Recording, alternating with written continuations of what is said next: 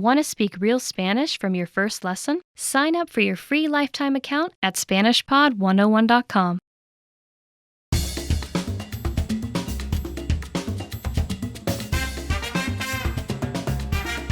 Hi, welcome to Introduction to Spanish. My name is Alicia, and I'm joined by...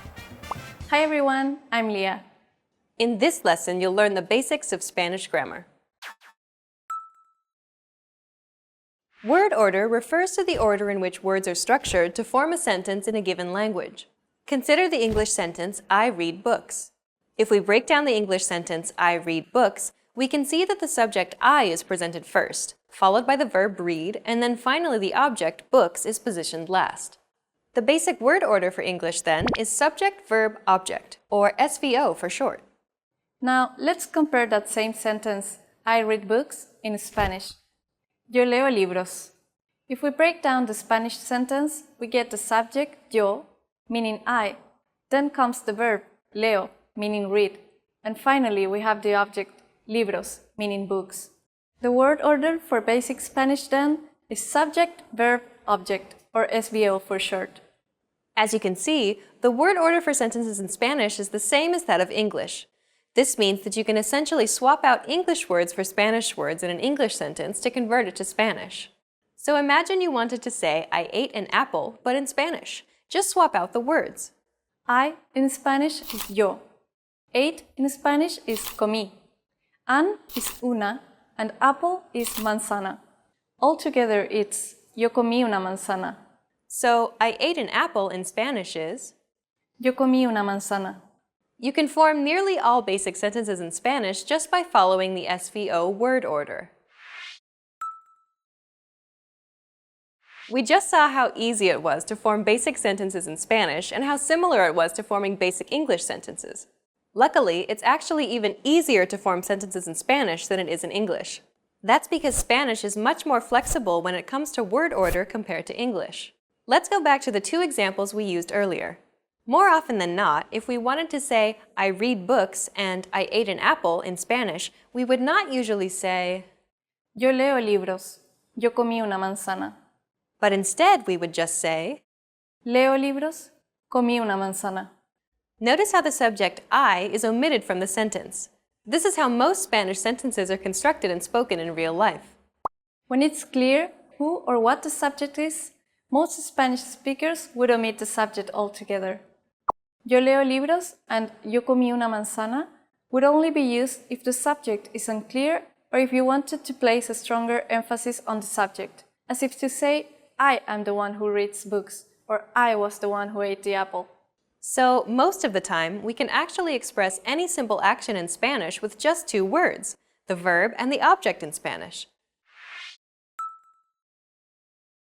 So far, we've only looked at affirmative sentences in Spanish. But what if you wanted to make the sentence negative? Well, that's very easy as well. All you have to do is just add no before the verb and that's it. So, I don't read books would be No leo libros. Same thing for I didn't eat an apple. Just add no before the verb. No comí una manzana.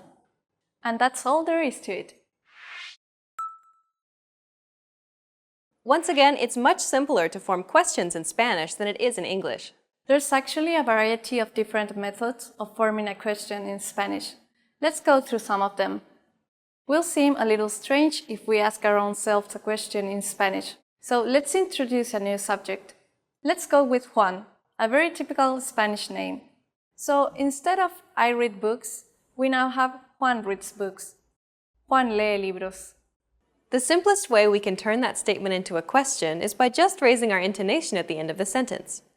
Juan lee libros? Meaning, does Juan read books? In conversation, we just need to raise the intonation at the end to express that it's a question. In writing, however, we have to include the question mark at the end, just like in English. But unlike English, questions in Spanish are marked with an inverted question mark at the beginning of the question as well. Juan lee libros? Another simple way we can turn a statement into a question is by adding a question tag at the end of a sentence. One question tag in English, for example, is right?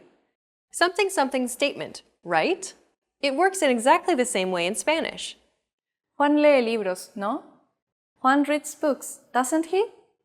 The final way to make a sentence in Spanish is to actually switch the verb and the subject. So statements in Spanish would normally be SVO, but to formulate a question, it'll be VSO. The verb and subject are switched. ¿Lee Juan libros? Meaning, does Juan read books? All of these questions mean the same thing, but they're not completely identical. There are tiny nuances that go along with the method you use to formulate a question.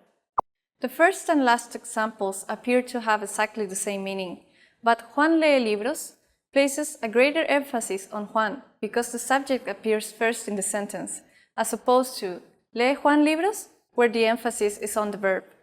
As you can see, there are many ways to form basic questions in Spanish.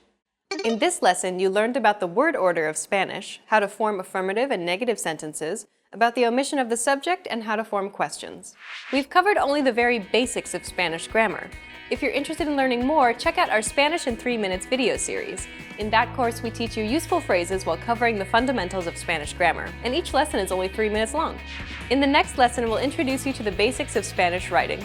See you in the next lesson. Bye! Bye!